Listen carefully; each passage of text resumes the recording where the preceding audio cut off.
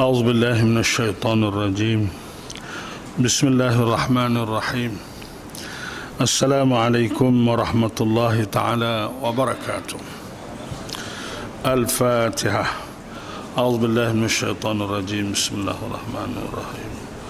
الحمد لله رب العالمين الرحمن الرحيم مالك يوم الدين.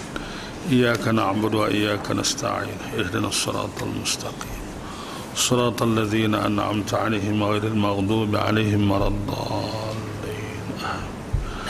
بسم الله الرحمن الرحيم. الحمد لله رب العالمين والصلاة والسلام على أشرف الأنبياء والمرسلين وعلى آله وصحبه أجمعين. سبحانك لا علم لنا إلا ما علمتنا إنك أنت العليم الحكيم ولا حول ولا قوة إلا بالله العلي العظيم.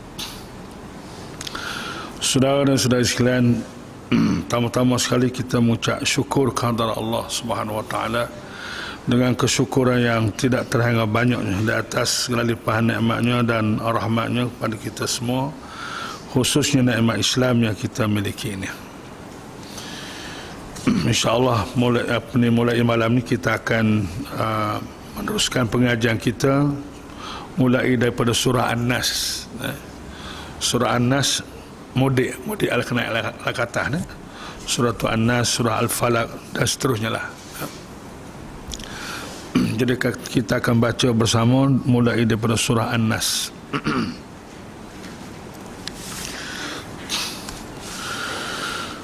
A'udzu billahi minasy syaithanir rajim. Bismillahirrahmanirrahim. Qul a'udzu birabbin nas malikin nas ilahin nas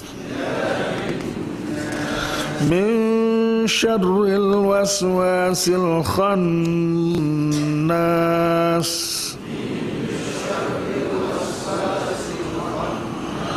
alladzi yuwaswisu fi sudurin nas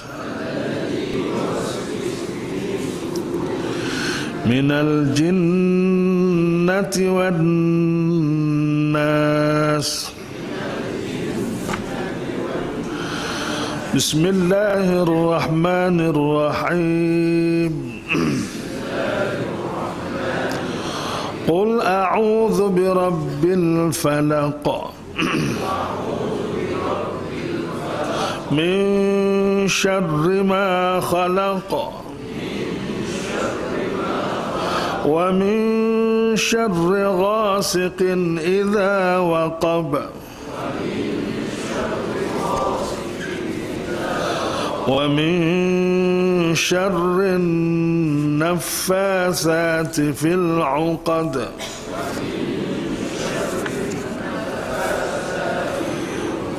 wa min syarri hasidin idza hasad.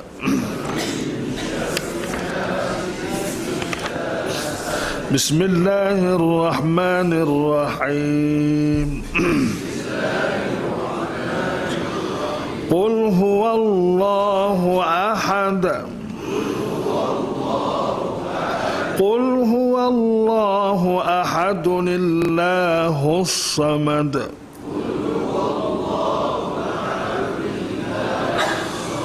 Lam yalid wa lam yulad wa lam yakun lahu kufuwan ahad.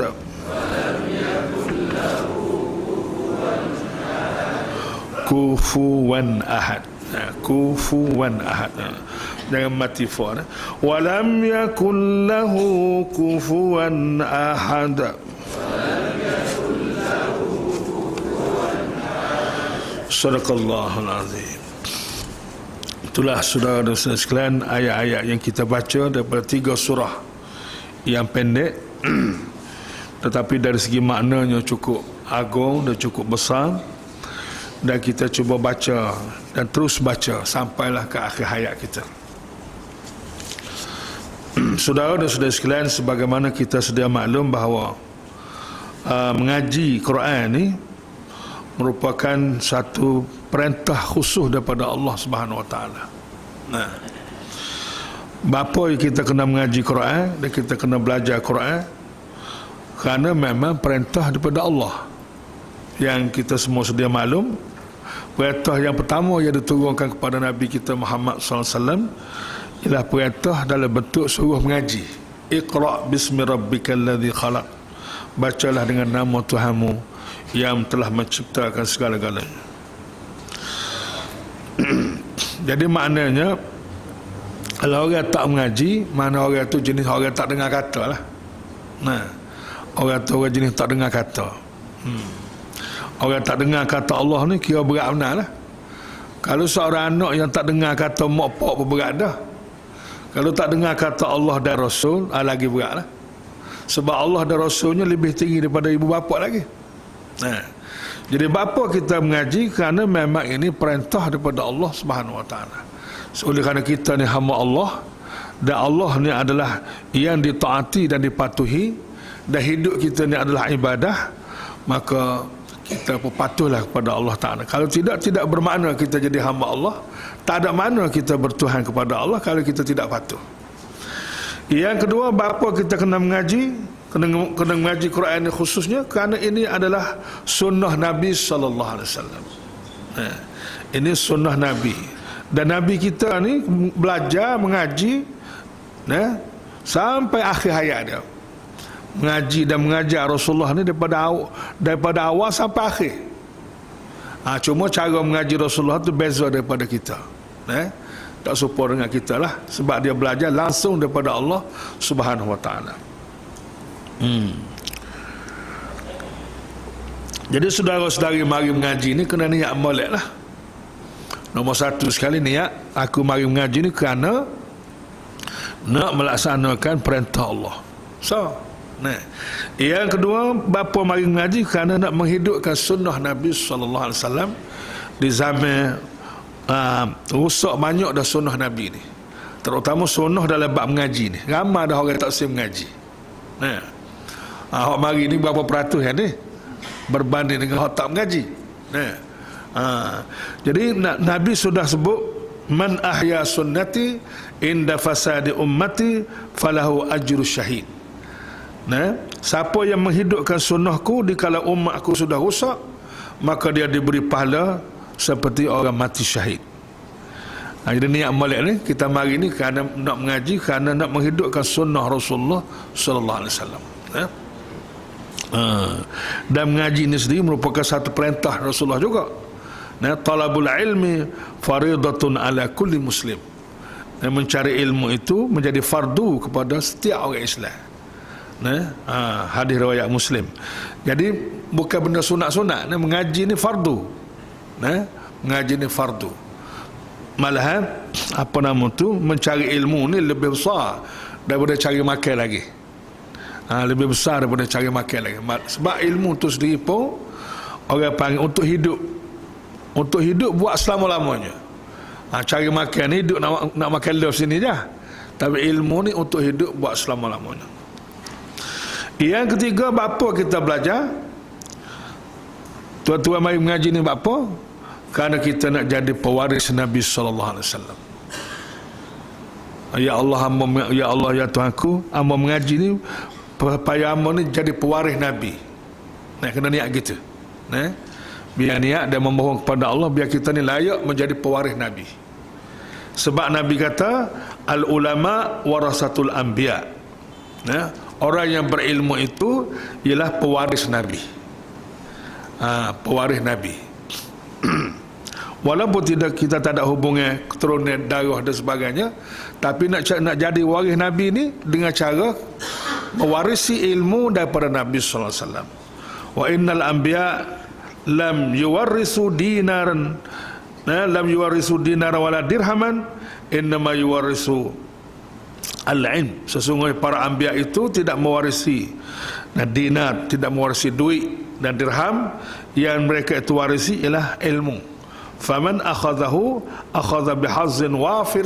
Siapa yang mengambil harta pusaka Rasulullah ini, maka sesungguhnya dia telah mengambil satu habuan yang banyak. Telah mengambil satu habuan yang banyak. Sebab ilmu ni sangat-sangat mahal harganya. Pernah satu kali Abu Hurairah radhiyallahu anhu, setelah Rasulullah meninggal, dia tengok orang belajar ni kurang. Ramai duk lepak di market. Tu zaman dekat lagi dengan Rasulullah tu. Ramai orang duk berkumpul di Kedah, duk lepak sana sini. Hak pergi mengaji masjid tak ramai ke masjid Rasulullah. Kemudian Abu Hurairah ni pergi melaut lah, kita muda-muda kata, hey, dia kata, bapa pakai duk tunggu sini ramai-ramai ni? Bapa duk beripung di Kedah ni, di pasar ni? Orang duk bagi saka Rasulullah di masjid tu. Orang duk bagi saka Rasulullah di masjid ni. Bapa tak say ke? Bunyi yang bagi saka Rasulullah, bau pakai orang lagi selalu. Duk gamuk bagi duit lah pakai ni. Pakai orang lagi lah. Pun siapa ke masjid Nabi? Terjenguk lah puak orang ramai kita ni. Kita tengok sana orang duk mengaji, tengok jual ni orang duk mengaji. Dia kata Abu Hurairah ni, dia kata bagi saka, duk jero mana hak bagi saka? Pakat duk mengaji belakang dalam masjid. Abu Hurairah duk cegak, duk tunggu sini tengok jadi lagu mana ni. Pak tahu tengok tak ada orang duk bagi duit berapa, hongar kelik semula. Marah ke Abu Hurairah. Dia kata, mananya awak kata orang duk bagi saka Rasulullah? Dia kata, awak tengok gapo ada dalam masjid Nabi? Tak ada orang bagi saka Rasulullah. Adanya orang duk mengaji, duk mengajar. Itulah saka Rasulullahnya. Itulah pusaka Rasulullah. Sebab Rasulullah tak ada tinggal harta, tak tinggal duit. Rasulullah meninggal ilmu. Itulah pusaka Rasulullah. Gitu ke? Mana zaman tu orang tak kerti dah. Zaman kita ni lagi berat lah. Jadi kita niat molek, ya Allah itu aku mengaji ni supaya aku layak menjadi pewaris Nabi. Kalau maknanya kalau mewarisi ilmu tu banyak, jadi pewaris yang besar. Kalau mewarisi ilmu sikit-sikit lah. Tapi sikit-sikit ilmu ni pun dia mahal harganya. Sebab tu dia kata sini, paman akhadahu akhadha bihazzin wafir.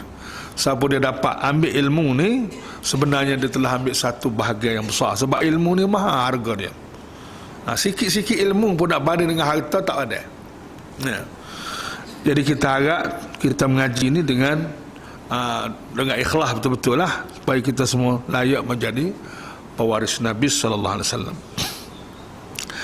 Dan satu lagi, kita mengaji ni, khususnya mengaji Quran ni, kita niat molek biar kita layak menjadi ahlillah. Biar kita layak menjadi ahlillah. Sebab disebut dalam hadis Nabi, innalillahi ahlina. Sesungguhnya Allah itu, bagi Allah itu dia punya ahli yang istimewa bagi dia. Ada ahlillah dia panggil. Sebagaimana raja-raja, dia ada ahli dia juga. Dia panggil club, royal club kan. Royal club ni dia ada ahli-ahli dia. Orang yang boleh jadi member royal club ni kira hebat lah. Datuk-datuk, tan-sri, yang berhormat dan sebagainya, orang tertentu yang boleh jadinya. Orang ni orang dekat. Orang ahli royal club ni orang dekat lah dengan raja-raja. Allah Ta'ala pun ada juga, walaupun tidak macam royal club lah, tapi maknanya ada ahli dia yang istimewa di sisi Allah Ta'ala, yang dekat dengan Allah. Lalu sahabat bertanya, wahai Rasulullah, siapa itu ahlillah itu? Siapa itu ahlillah yang begitu dekat dengan Allah dan istimewa dengan Allah? Jawab Rasulullah, ahlul Quran. Mereka itu ialah hum ahlul Quran. Mereka itulah ahli Quran. Jadi nak jadi ahlillah ini, apa nama tu, kena jadi ahli Quran. Macam apa nama tu, sebagai contoh lah, nak jadi ahli ni maknanya kena bersungguh lah.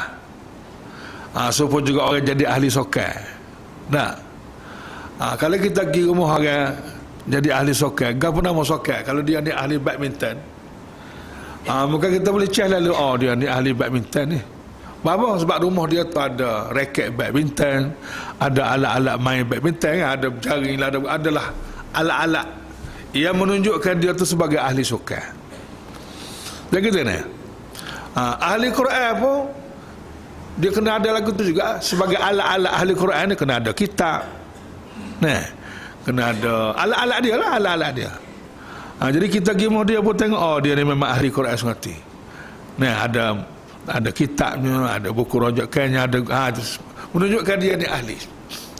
Jadi kita harap kita semua menjadi ahli Al-Quran, dan apabila kita jadi ahli Quran, dengan sendiri kita jadi ahli Allah, orang yang istimewa di sisi Allah Ta'ala. Berapa dah? Pak, mana? Yang kelima, apa kita kena mengaji? Sebab mengaji ni ibadat besar. Mengaji ni ibadat besar. Nah, hingga siapa disebut dalam hadis Nabi, besar tak besar kau mengaji ni, Nabi kata, man ghada ila al-masjid la yuridu illa an yata'allama khairan aw yu'allimahu, kana lahu ka'ajri hajjin tamin, ka'ajri hajjin taman, hajjatuh.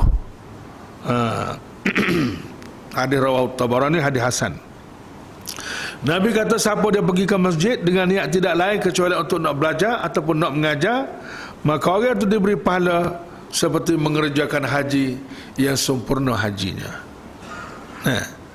Mana sekali mari mengaji ni diberi pahala seperti mengerjakan haji yang sempurna haji. Nak ayat betapa besarnya mengaji ni sendiri.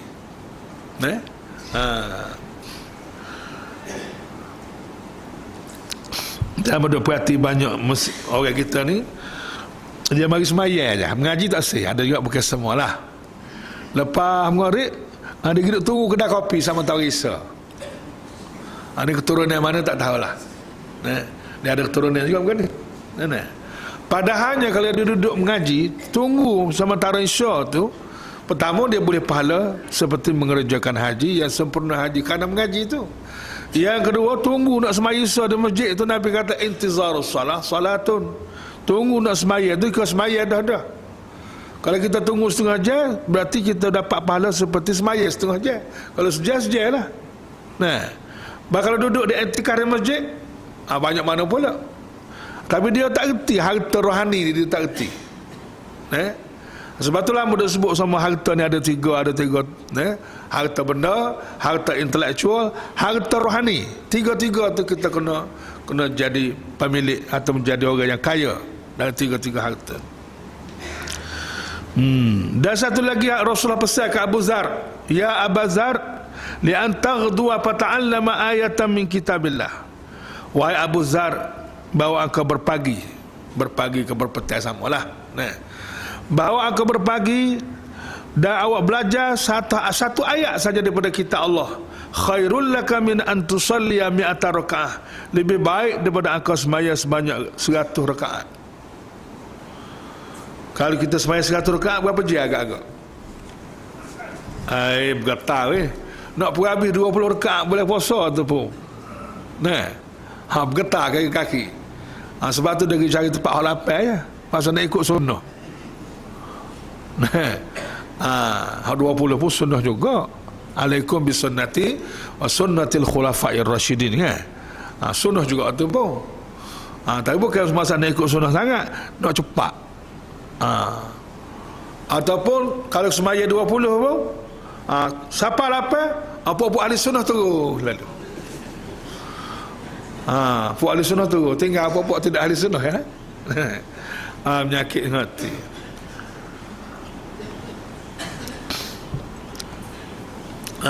Gitu. Dan lorak turun, tak ada buat kerja apa juga. Duk bazir omong gitu yalah. Tapi nak ayatnya belajar satu ayat saja daripada kitab Allah, mahanya harga dia, lebih baik daripada semaya 100 rakaat. 100 rakaat ni berapa jam dah boleh 100 rakaat kan? Tu satu ayat yang baru. Kalau 2 ayat banyak lagi. Itu sebab apa yang kita kena mengaji, dan kita kena pakai ajak biar ramah mengaji. Sebab di Kelantan ni hak mengaji je berapa peratus je. Tak sampai 30% hak mengaji. Hak mengaji betul-betul. Hak lain-lain tu kak, begitu ya lah. Tak masuk sekolah lah. Ini kira hak orang awam. Ayatnya mengaji ni ibadah besar. Yang kelima, yang keempat kali kelima. Yang kelima, kita mari mengaji ni buat apa? Kerana kita nak syukur terhadap nikmat Islam. Kita nak syukur terhadap nikmat Islam. Sebab Amo dah pernah sebut dah juga di sini, Islam ni merupakan satu nikmat yang meminta kita bersyukur, dan sekaligus Islam adalah amanah yang meminta kepada kita memikulnya. Kena jadi tuan kerja zaman tak ada Nabi, tak ada Rasul ni. Jadi nak syukur nikmat Islam ni kena buat beberapa perkara yang penting. Tuan-tuan kena ingat. Nombor satu sekali, kita kena berkenalan dengan Tuhan Islam, iaitu Allah Subhanahu Wa Taala. Nombor dua, kita kena berasa mujur kita jadi orang Islam. Nombor tiga, kita kena terima Islam dengan ilmunya sekali. Kita kena terima Islam dengan ilmu, kena belajarlah. Jadi kita belajar Islam ni kerana nak bersyukur terhadap nikmat Islam. Sebab Islam ni besar, berdoa. Mahanya Islam ni, nikmat yang paling besar sekali. Maka salah satu tanda syukur kita kita terima Islam dengan ilmu yang kita belajar. Dan seterusnya kita hidup dengan Islam. Dan akhir sekali kita hidup untuk Islam. InsyaAllah kalau ada 5 perkara tu, maka termasuklah kita orang yang berjaya bersyukur terhadap nikmat Islam. Boleh ingat belakang dah ni. Agak jangan bazirlah ilmu ni. Kena ingat. Kalau cerita tak ingat, kena tulis. Satu lagi apa kita kena belajar, terutama Quran ni, kerana untuk mendapat kelebihan kita sebagai syahid. Untuk mendapat syahid. Apa fadilat syahid? Orang mati syahid ni fadilatnya apa? Nabi kata yughfaru lisyahid kullu dhanbihi. Diampun pada orang mati syahid itu semua dosanya. Syurga terus. Illa dain, kecuali hutang. Kalau ada hutang tak lagi juga. Nak tahan juga. Tapi kalau dia tak ada hutang, habislah. Jadi salah satu dua cara dia mendapat syahid ialah dengan mengaji sampai mati. Sebab Nabi kata, Nabi SAW bersabda, idza ja'al maut li talibil ilm, apabila datangnya maut, mencabut, mengambil nyawa seorang pelajar, jadi wa huwa ala hadhil halah, sedangkan dia ni masih belajar masa tu. Tak kira lah umur berapa, tak kira lah tua ke muda ke, belajar di sekolah ke, di universiti ke, di masjid ke, di mana ke, tapi semasa dia mati tu, dia masih bergelar ataupun dia masih dalam senarai talibul ilm, orang yang mencari ilmu, orang belajar. Wa mata wa huwa syahid, maka matilah dia sebagai seorang mati syahid. Jadi tuan-tuan semua, kita kena niat molek, dia kena bersungguh. Ngaji ni biar sampai mati. Nabi kita pun belajar sampai mati, mengajar sampai mati, dan semua orang atas dunia ni pun, ulama-ulama besar pun, dia belajar tak berhenti-henti. Di samping dia mengajar, dia juga mengaji. Amor sendiri pun duduk mengaji lagi. Di samping mengajar dan mengaji. Tuan-tuan pun kena lagu tu juga. InsyaAllah kita duduk dalam keadaan mengajar dan mengaji ni, ataupun duduk sebagai seorang pelajar mencari ilmu, tiba-tiba mati, maka layaklah dapat mati syahid. Satu lagi hadis yang diriwayatkan oleh Abu Daud, dikeluarkan oleh Abu Daud, Nabi kata, man qutila fi sabilillah, siapa yang mati terbunuh di jalan Allah, macam di medan perang dan sebagainya, fahuwa syahid, dia adalah syahid. Wa man mata fi sabilillah, siapa dia mati di jalan Allah, mati biasa, tapi dia mati di jalan Allah. Salah satu jalan Allah ialah mengaji, berjuang Islam, membantu orang Islam, apa saja kerja untuk meninggikan agama Islam, itu dikira sebagai fisabilillah. Dalam keadaan dia duduk berusaha, begitu maka dia pun mati, bahawa syahid, maka dia juga dikira orang yang mati syahid. Boleh tak? Dan seterusnya yang ke berapa dah? Yang ketujuh, Bapa kita kena mengaji dan kita kena belajar, sebab belajar ni sebagai jihad. Nabi kata wal bahsu anhu jihad. Wal bahsu anhu jihad, dalam hadis yang panjang. Mencari ilmu itu ialah jihad. Mencari ilmu itu adalah jihad.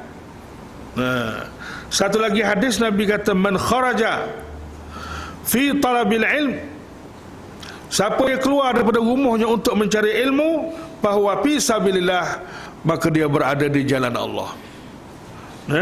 Berarti dia duduk semacam dia ni duduk di medan perang fi sabilillah, hatta yarji', sehingga dia kembali semula. Kalau sejam pun sejalah, kalau 2 jam pun 2 jam lah dia duduk di fi sabilillah. Dan satu lagi tuan-tuan semua, kenapa kita kena belajar? Sebab belajar ni akan memudahkan kita untuk memudahkan jalan untuk ke syurga. Sebab Nabi kata man salaka tariqan yaltamisu fihi ilman, siapa-siapa yang mengikuti satu jalan untuk mencari ilmu, sahalallahu lahu tariqan ilal jannah, Allah Ta'ala memudahkan jalan untuk ke syurga. Apabila dengan cara kita belajar tu, maka Tuhan mudah jalan untuk ke syurga. 7, 8 ni. Yang ke-9, kenapa kita kena belajar? Kerana belajar ini mempunyai kedudukan yang sangat-sangat tinggi di sisi Allah. Sangat-sangat tinggi di sisi Allah. Sebab Nabi kata man jaa ajaluhu, siapa dia sampai ajalnya, wa huwa yatlubul ilm, sedangkan dia sedang duk mengaji, sedang duk belajar, mencari ilmu, laki Allah, maka dia berjumpa dengan Allah. Walam yakum bainahu wa bainan nabiyyin illa darajatun nubuwah. Kalau dia sampai ajar dalam keadaan dia duk mengaji, tak kira lah mengaji di mana-mana, di universiti ke, di sekolah ke, di masjid ke, formal ke, tak formal ke, maka pada masa tu kedudukan dia tak ada beza di antara dia dengan Nabi, illa darajatun nubuwah, kecuali pelantikan Nabi ya. Itu beza. Hak ni Nabi dilantik oleh Allah. Hak ni tapi dari segi kedudukannya ditinggikan oleh Allah sampai begitu apa. Duduk dalam satu majlis dengan majlis Nabi lah kita kira. Satu kedudukan, cuma dia tidak Nabi je.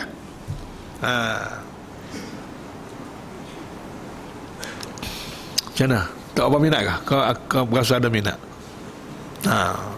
Kena ada minat lah. Kalau tak ada minat, mati rasa lah tu. Biar ada minat lah. Akhir sekali, banyak lagi. Ni hamba kutip daripada Quran, daripada hadis Nabi, daripada kitab. Berbuh nombor yang mudah ingat. Kalau tua-tua bocor tengah jalan kak, bazir lah ilmu ni. Sebab tu jangan bazir ilmu ni. Itu dia boleh. Kena ada akaun simpan boleh ni. Yang ke berapa? Yang ke 10. Yang ke 11. Bapa kita kena mengaji siapa mati, dan kalau boleh siapa kiamat kita nak mengaji. Pasal dengan cara lagu tu, kalau kita mati pun Allah Ta'ala akan beri pahala berterusan sampai kiamat. Ini dalam ayat Tuan Iman kita baca tadi kan, laqad khalaqnal insana fi ahsani taqwim, sesungguhnya kami jadikan manusia dalam sebaik-baik kejadian, illal ladzina amanu wa amilus summa radadnahu asfala safilin. Kemudian kami jatuhkan dia ke tempat yang paling rendah sekali, iaitu dalam neraka, kerana penyalahgunaan manusia berlaku. Illal ladzina amanu, kecuali orang yang beriman, wa amilus solihat, dan dibuat kerja yang baik, falahum ajrun ghairu mamnun, mereka itu mendapat pahala yang tidak putus-putus. Jadi amal yang saleh itu tempat yang pertama sekali kak, belajarlah. Amal saleh yang paling utama belajar. Sebab amal-amal saleh ni mesti disertai, dimula dengan ilmu atau dipimpin oleh ilmu. Kalau tidak, tak jadi amal saleh.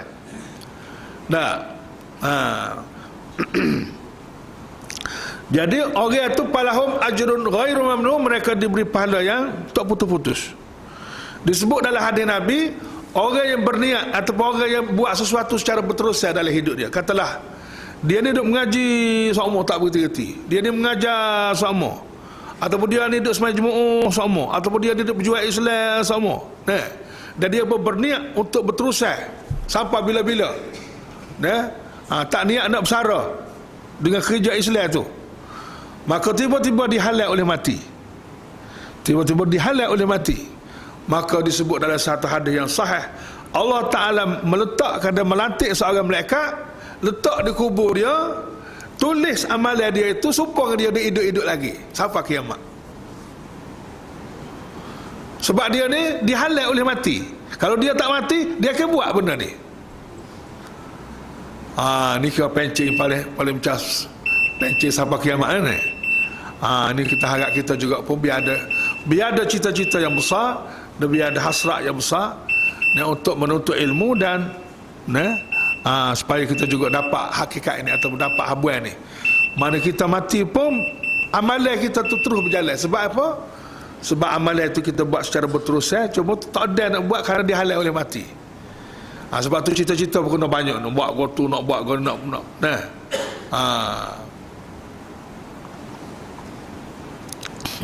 Boleh tak? Begitulah seterusnya. Membantu orang miskin, membantu orang susah dan sebagainya. Itu pun kerja-kerja besar juga tu. Nabi kata, as-sa'i 'alal armalati wal miskin. As-sa'i 'alal armalah wal miskin. Orang yang berusaha untuk membantu al-armalah. Armalah ni ibu tunggal kan? Orang yang kehilangan suami. Dan dia miskin, dan juga orang miskin. Kal mujahid fi sabilillah, orang ini seperti orang berjuang di jalan Allah. Atau dalam satu riwayat lain, kal qaim, kal qaim la yaftur, seperti orang semaya malam yang tak berhenti-henti semaya. Wa kas saim la yuftir, seperti orang puasa yang tak berhenti puasanya. Itulah sebagai apa nama tu, nak ayatnya ada sebelah perkara kenapa kita kena mengaji secara berterusan dan secara sungguh-sungguh, biar kita menjadi orang panggil pelajar dan sampai mati dan sampai kiamat. Dan kita kena berniat, aku ni nak mengaji sampai kiamat. Dan selain kita kena niat, aku ni nak belajar Quran ni biar sampai khatam. Dia khatam mana dulu tak tahu, khatam Quran ke khatam kita dulu tak tahulah ni, dengan sebulan sekali ni dah. Tapi walaupun apa, kalau takdir mati tak ada khatam Quran, maka Allah Ta'ala akan catat sampai kiamat dia mengaji Quran ni. Itulah niat ni, biar pandai-pandai niat tu. Surah An-Nas. Bismillahirrahmanirrahim. Dengan nama Allah yang amat pemurah lagi amat mengasihani. Surah ni diturunkan di Madinah, mempunyai ayat. Semasa turun dulu kita duduk mana? Kita duduk mana masa tu? Kita pun tak ada dek lagi atas dunia ni. Semasa turunnya ayat ni kepada Nabi kita Muhammad sallallahu alaihi wasallam.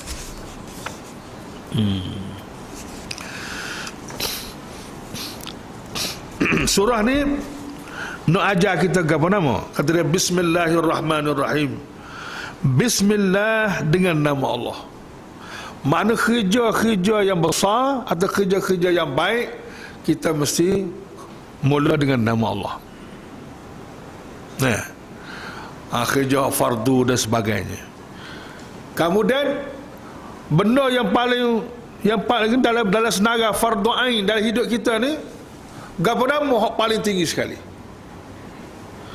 Kerja yang paling besar sekali dalam hidup kita gapo? Fardu ain yang mula-mula sekali dalam agama kita gapo? Gapo? Sebagaimana yang dirumuskan oleh ulama kita, awaluddin ma'rifatullah. Agama yang terawal sekali ialah kenal Allah. Tidak kata ni. Itulah fardu ain nomor satu sini, itulah berkenalan dengan Allah. Maka cara nak kenal dengan Allah ni lagu mana? Cara nak berkenalan dengan Allah ni, cara nak berkenalan dengan Allah dah Bismillah dengan nama Allah. Bismillah dengan nama Allah. Apa? Aba dah sebut dah sebelum pada ni, cara nak kenal Tuhan ni ada 3 cara.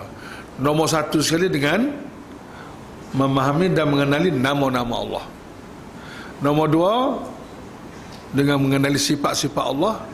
Dan nombor 3 dengan memahami dan mengenali kerja-kerja Allah dan hasil-hasil kerja Allah Ta'ala, termasuk diri kita sendiri.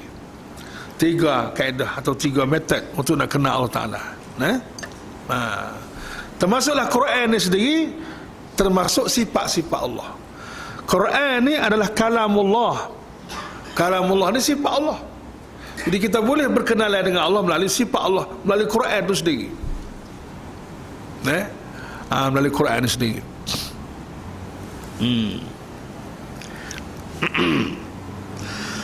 Itulah dia. Bismillahirrahmanirrahim. Jadi nombor 1 sekali kita kena kenal Allah.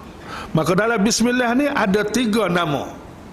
Pertama, nama bagi zat, iaitu Allah Subhanahu. Allah tu nama bagi zat Allah Ta'ala, bagi diri Allah Ta'ala. Nama bagi diri Allah ni sahaja, iaitu Allah. Allah sendiri tu makna apa? Amba dah sebut dah sebelum pada. Allah ni makna dia al-ma'bud, yang disembah dan ditaati. Itu makna Allah. Nama yang kedua Ar-Rahman, itu nama sifat Allah Ta'ala, yang maha pemurah. Ar-Rahim, yang maha mengasihani. Lepas tu boleh sambunglah dengan nama-nama lain lagi untuk berkenalan dengan Allah. Dan di waktu yang sama, Bismillah juga nak ajar kita, biar kita ni buat kerja gapo-gapo mula dengan nama Allah. Dan buat kerja gapo-gapo mestilah mula dengan nama Allah dan dengan syariat Allah Ta'ala. Dan Bismillah juga nak ajar kita supaya kita ni sealiran dengan Allah Ta'ala. Bagaimana sealiran dengan Allah? Kalau Allah tu maha pemurah, kita juga kena jadi hamba Allah yang pemurah. Kalau Allah tu penyayang, kita juga kena jadi hamba Allah yang penyayang. Jangan jangan melawan arus ataupun berkelidah dengan Allah Ta'ala. Takhallaqu bi akhlaqillah. Berakhlaklah kamu dengan akhlak Allah Ta'ala.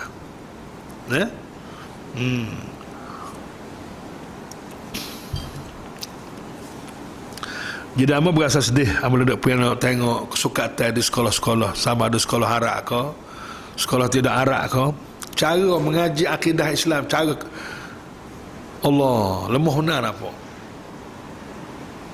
Amba rasa kalau mengajar akidah lagu ni budak tak kena Tuhan. Padahal budak lepas SPM pun tak tahu Tuhan mana.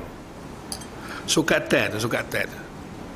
Sekolah harak sendiri pun lepas habis tak tahu mana Tuhan. Sebab dia mengaji tidak Bismillahirrahmanirrahim, tidak mengaji tentang ma'rifatullah itu dalam konteks menurut kaedah Quran dia. Payah. Dan jadi lagu tu tak tahulah nak buat lagu mana.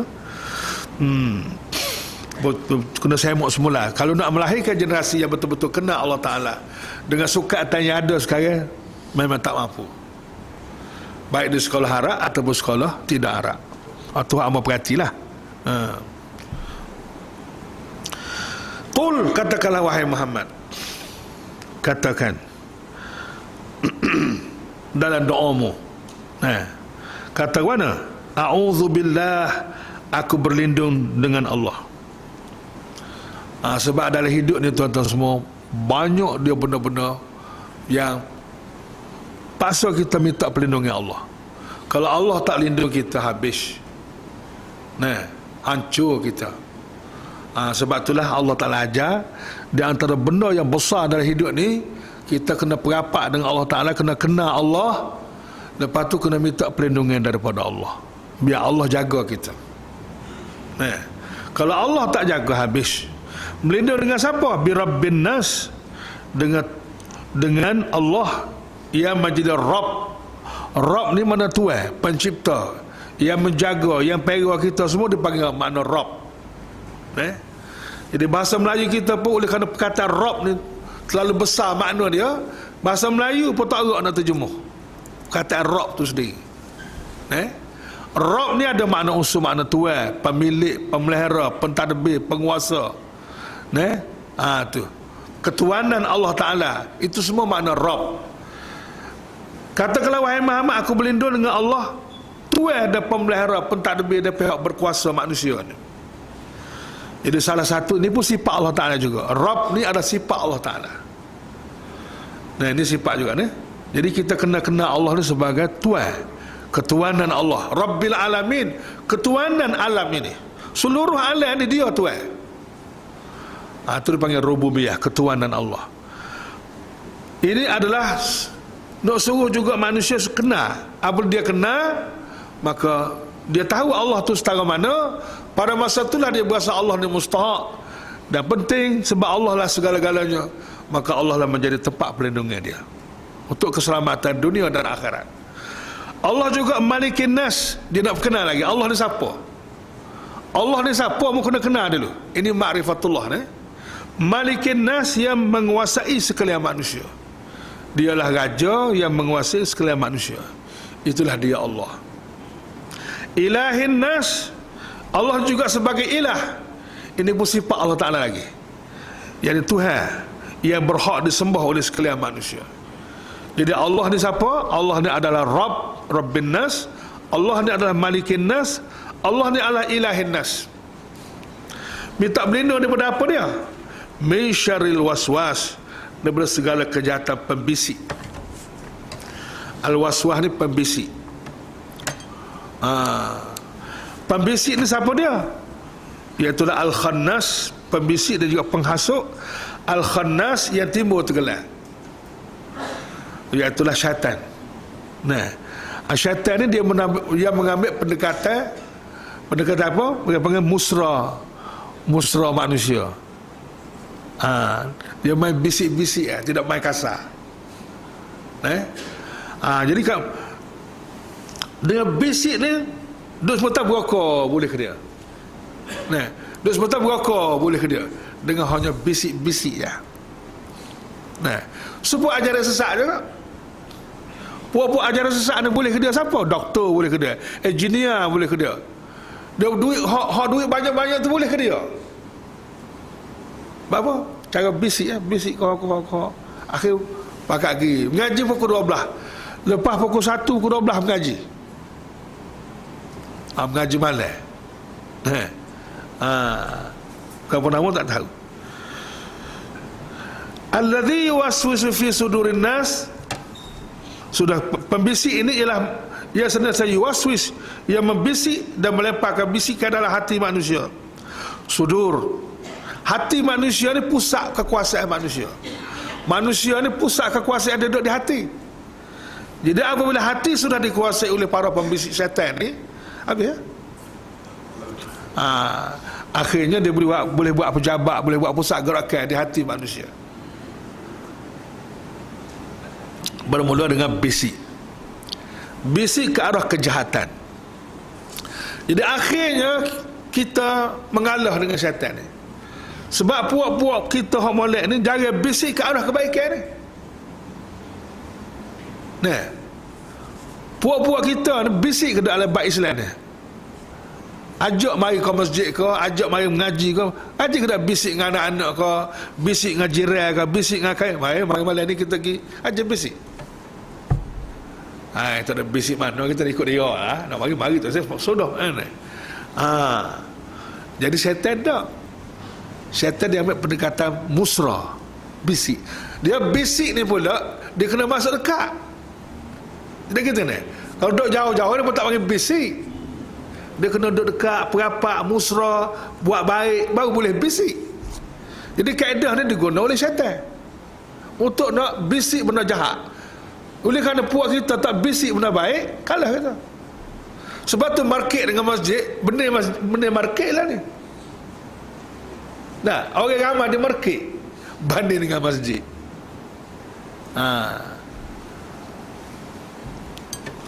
Hajam bisik ni siapa? Minal jinnati, dari kalangan jin. Syaitan hak jenis spesies jin. Wan nas, dan juga syaitan spesies manusia. Dia syaitan ni ada dua spesies. Ada spesies jin, ada spesies manusia. Sebab apa panggil syaitan? Sebab kedua-duanya jauh daripada Allah, jauh daripada agama Allah, dan bergerak untuk membawa manusia kepada kesesatan. Maka syaitan tu hak jin, hak manusia. Jadi walaupun tak tumbuh tanduk, tak tumbuh ekor, tak apa, dia ada sah syaitan. Manusia ni tak payah nak jadi syaitan, tak payah tumbuh tanduk pun, Tak payah tumbuh ekor pun. Apabila dia ni menjadi pembisik dan mengajak manusia ke arah kejahatan dan menjauhkan manusia daripada Allah dan Rasul, menjauhkan Allah daripada agama, maka syaitanlah dia. Syaitanlah dia. Walaupun tak tumbuh tanduk. Kan? Siapa dia kata? Allah yang kata.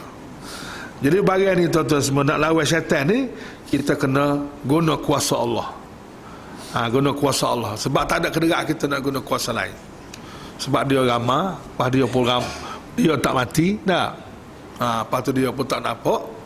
Tu hak jenis syaitan tak nampak lah. Jenis hak nampak dia pun teruk dah. Lah kalah dah kita. Syaitan sama, kita nak lawan syaitan manusia pun kalah dah. So kalau syaitan jin lagi kalah. Tidak gitu deh.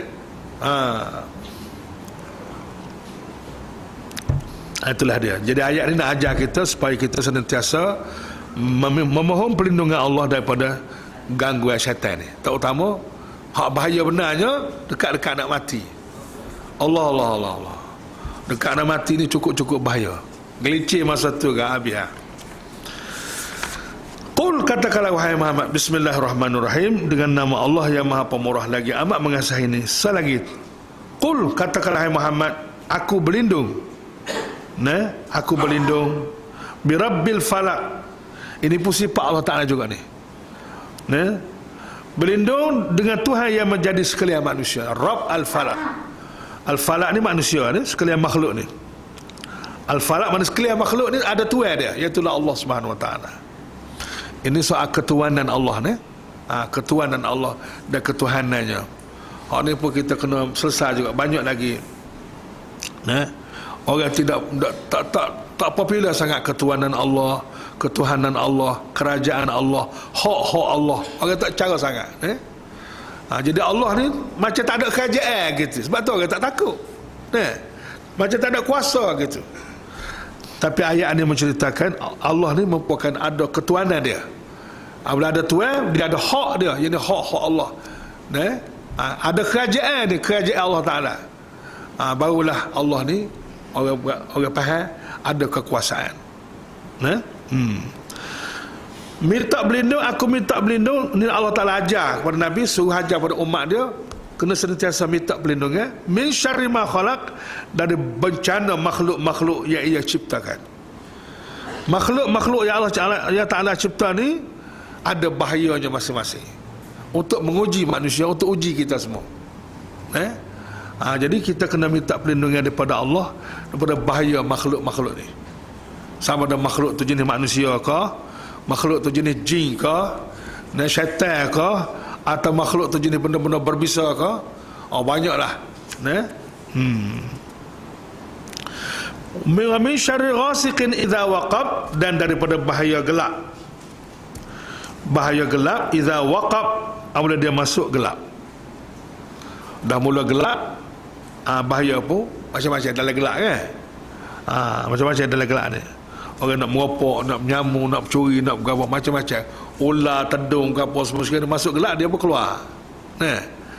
Begitulah seterusnya. Jadi ini semua kadang-kadang kita tak khabar. Sebab itulah kena baca sama dua surah ni. Dua surah ni tuan-tuan kena baca sama. Wa min syarrin naffasat, dan juga daripada kejahatan makhluk-makhluk. Makhluk yang mana? An-naffasat, yang menghembus. Yang menghembus fil uqad, pada simpulan-simpulan dan ikatan-ikatan. Ni makhluk ke apa jenis lagu ni? Ni pasal jenis hak tukar sihir. Tukar sihir ni ialah dia baca jampi, dia baca dia sembuh. Kerak dia tarik dia tarik simpulan tu, kelepar di rumah tu. Orang yang dia tuju tu kelepar. Ni sihir dengan izin Allah Ta'ala kan. Jadi apa dapat berita zaman moden kita ni, rupa-rupanya tukar-tukar sihir ni mendapat tempat yang baik. Ramai lagi ni jumpa Tok Cha, Tok berapa ni untuk buat sihir-sihir ni. Laku benar lah ni. Kata hebat dia ni. Dan ngupoh pemahamannya bui. Ngupoh Tok Cha berapa ni. Sebab ni kerana berdeki dan segala macam baloh dalam masyarakat dan sebagainya, dia guna sihir untuk melawannya. Dah ramai orang kena sihir. Tukang sihir ni memang dia menghembuskan pada simpulan-simpulan tali. Termasuklah dalam cerita, sebab tu ayat ni pun kerana Rasulullah kita kena sihir Yahudi, kena sihir Yahudi, dia tahuk dalam telaga. Panjang cerita, tak ada nak ayat malam ni. Dia tahuk dalam telaga dan ada apa nama tu, diberitahu oleh Jibril, dan akhirnya Rasulullah suruh dia ambil tali yang disimpul, yang ditahuk dalam telaga, ditindih dengan batu.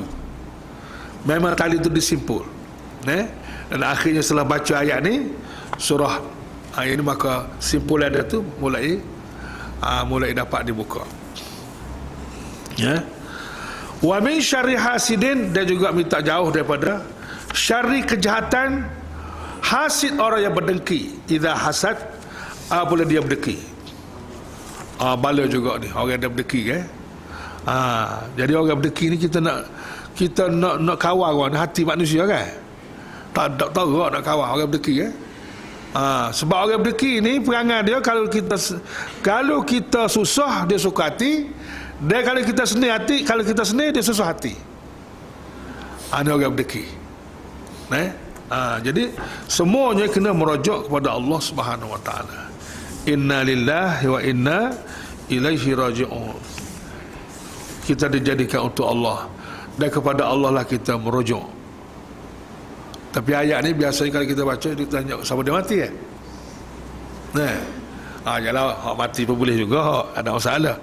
Tapi inna lillah ni makna ayat akidah. Inna lillah, kita dijadikan untuk Allah. Wa inna ilaihi raji'un, dan kita semua ni orang-orang yang kembali dan merujuk kepada Allah. Bukan saja lepas mati, belum mati ni kena rujuk dah. Antaranya iyyaka na'budu wa iyyaka nasta'in. Engkau sajalah yang kami abdikan diri, dan engkau lah yang kami minta tolong. Dan Allah ni lagu mana? Allah ni lagu mana? Kena berkenalan dengan Allah. Jadi ayat ni semua nak tekan sifat-sifat Allah dan nama-nama Allah tu, biar faham balik. Apabila kita sudah kenal Allah, maka kita bolehlah, agar kalau kita nak minta tolong Allah Ta'ala pun sudah musra dah kita dengan Allah.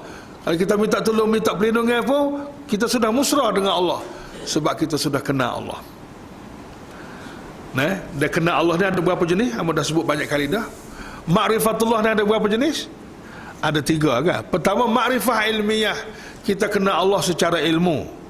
Yang kedua, ma'rifah zauqiyah, kita kenal Allah dengan cara rasa kita, rasa adanya Allah, rasa hebatnya Allah, rasa kekuatan Allah, rasa mustahaknya Allah, rasa pentingnya Allah. Itu ma'rifah zauqiyah, yang kita rasa dengan hati. Hak ilmu tu dengan kefikiran. Selagi ni panggil ma'rifah ainiyah, yang kita kenal Allah Ta'ala dengan tengok zat Allah Ta'ala tu sendiri. Itu di akhirat nanti, dalam syurga nanti. Atas dunia ni kita boleh berkenalan dengan Allah dengan 3 cara tadilah. Dengan nama-nama Allah, sifat-sifat Allah, dan hasil kerja Allah Ta'ala. Bismillahirrahmanirrahim, dengan nama Allah yang Maha Pemurah dan Maha Penyayang. Qul huwallahu ahad, katakanlah wahai Muhammad, Allah itu ialah ahad, tak ada lain. Panjang cerita sebab tu ayat ni. Orang musyrikin Mekah bertanya kepada Nabi, wahai Muhammad, dia kata, Tuhan mu lagu mana kat sebenarnya? Kalau Tuhan kami jelas lagu ni, tapi Tuhan kamu lagu mana? Lalu turunlah ayat ni yang menceritakan Allah itu hanya satu saja. Oleh kerana Allah itu satu, ini dia panggil khabariyah lafzan insya'iyah maknan. Dari segi lafaznya macam nak cerita, tapi dari segi maknanya nak suruh. Oleh kerana Allah tu ahad, kamu kena bertauhid kepada Allah. Kamu kena bertauhid kepada Allah. Sama ada tauhid ilmi dan tauhid amali.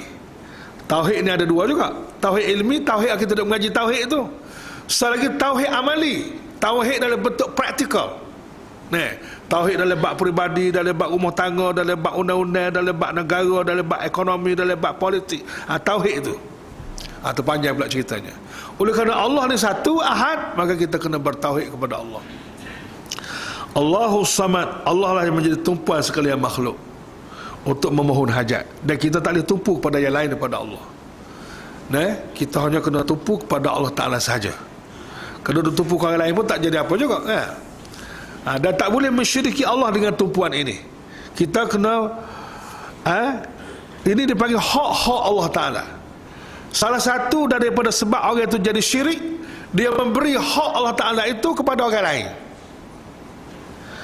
Nah, misalnya dari segi buat undang-undang, menentukan undang-undang, ini hak Allah, kuasa Allah. Sebab Allah tuai dunia ni.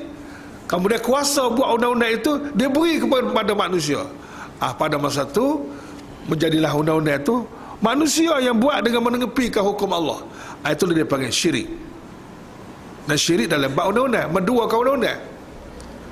Nah, sama ada undang-undang itu, undang-undang penjajah ke, undang-undang siapa kata bercanggah dengan Allah Ta'ala, apabila sama kata sama tarah pun, undang-undang Allah dengan undang-undang penjajah ni tak sama tarah, dikuat kuasanya sama tarah, pun syirik lagi. Apatah lagi kalau undang-undang Allah duduk bawah, undang-undang penjajah duduk pada atas, lagi-lagi syirik. Inilah syirik nasional yang sangat berbahaya. Itu syirik nasional yang sangat payah kita nak selesai. Lagipun orang tak berasa syirik dah bagian ni. Orang tak berkecek dah bagian ni syirik. Tak tahu sebab apa, wallahualam. Orang tak berasa benda tu syirik. Pasal tak ada soal ketuhanan tu tak selesai. Soal ketuhanan orang tak mengaji sampai selesai. Di sekolah pun tak selesai, di mana pun tak selesai, universiti pun tak selesai balik. Bab tauhid syirik ni.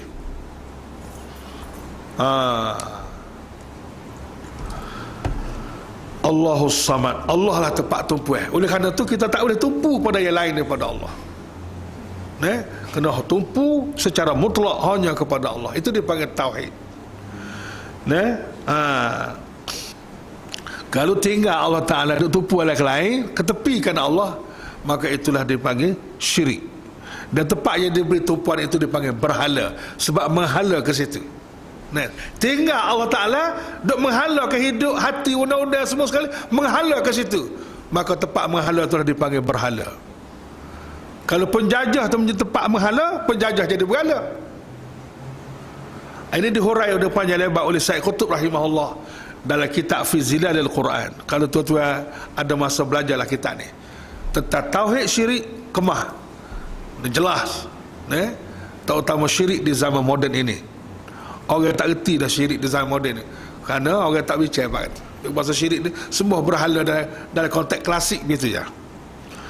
Lam yalid, dia tidak beranak. Allah ni tidak beranak. Walam yulad, dan tidak diperanakkan. Mana dia ni tak ada ayah, dia tak ada anak, dia tidak jadi ayah orang, dan dia tidak jadi anak orang. Sebab huwal awal, dialah yang mula-mula sekali. Walam yakul lahu kufuwan ahad, dan tak ada siapa pun yang setara dengan Allah. Oleh kerana itu kita tak boleh nak tanya Allah ni setara mana. Tak boleh tanya gitulah, moga Allah ni lam yakul lahu kufuwan ahad. Kita tak boleh nak tanya Allah ni besar mana. Tak boleh tanya gitu, tak kena soalan tu. Kalau soalan tu tak kena, jawapan pun tak ada lah. Sebab ada jawapan tu soalan yang betul tak. Jangan tanya Allah ni besar mana, sebab Allah tu ada sebelum ada besar, sebelum ada kecil lagi. Besar kecil tu dia yang buat. Dia ada sebelum tu lagi.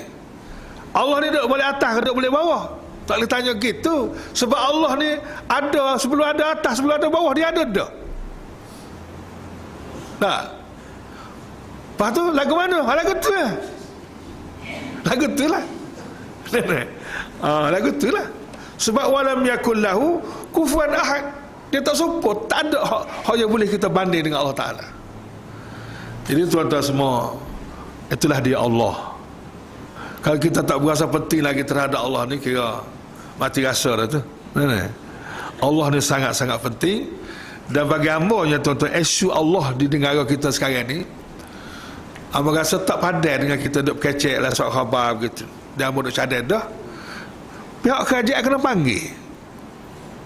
Dan kamu nak guna juga nama Allah ni, kamu panggil Yahudi, panggil Kristian, panggil orang-orang yang nak guna nama Allah dan negara ni, buat satu seminar tertutup, berbicara dengan penuh ilmiah dan autoriti. Hak yang kamu nak guna Allah ni, Allah yang mana? Lagu mana sifat-sifat Allah? Biar Kristian raya, biar Yahudi raya, biar puak-puak ni raya, lagu mana? Dia betul ke Allah ni kamu nak kata ni? Tu baru gentleman. baru jantan panggil. Gitu. Dia duduk main susi-susi, tak letak masalah. Akhir buat kita pula bergomong sama kita. Tak kena. Kena panggil secara ilmiah. Bincang secara ilmiah. Jadi hak yang kamu kata, hak Yahudi pada Kristian mengatakan Tuhan ni ada anak ni, mana? Panggil. Kena panggil tokoh dunia pun boleh panggil. Nak tentang tauhid tu sendiri. Yang bimbang kita nak bincang nak cari kalimah Allah. Padan dengan kalimah Allah ke? Allah tu bukan hanya kalimah saja. Dia ada nama dia, sifat dia, hak dia, ketuanan dia, kerajaan dia, dan juga undang-undang Allah Ta'ala tu sendiri. Takut-takut bincang-bincang gigi, kita sendiri pun tak kena juga. Hak Islam ni. Tu yang bimbang tu.